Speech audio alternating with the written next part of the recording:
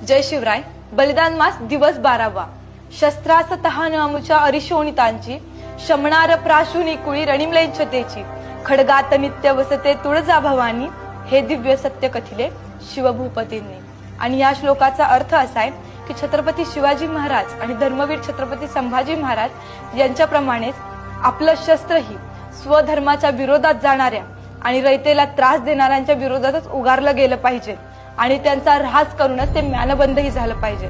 छत्रपती शिवाजी महाराजांची शिकवण होती की शस्त्रामध्ये महिषासूर मर्दिनी आई श्री तुळजाभवानी वास करते व हीच उपमा महाराज मावळ्यांना द्यायचे, त्यांच्या मनात श्रद्धा जागवायचे आणि शत्रूचा ऱ्हास व्हायचा.